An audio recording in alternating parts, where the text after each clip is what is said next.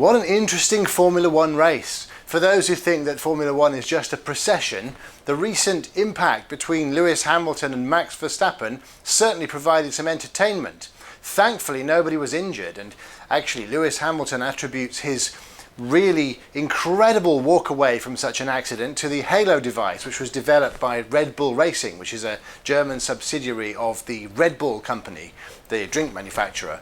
So the Halo system, what it's designed to do is to protect your head in the case of a rollover, or in case something rather unique such as a car landing on top of another car, as happened over the recent Formula One race in Monza, should protect the driver. Now, we've seen deaths from this kind of thing before, but thankfully that's now a thing of the past.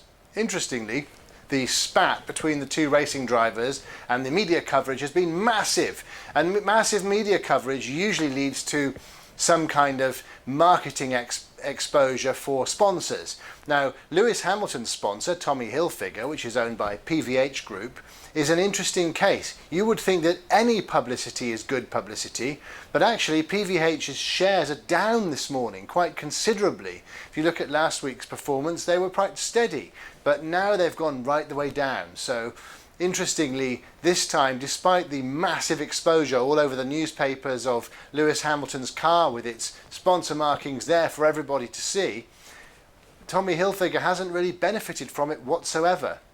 Considering that Formula One sponsorship is an expensive business because it's a prime-time television, it has a lot of audience worldwide, it's almost as valuable as football sponsorship.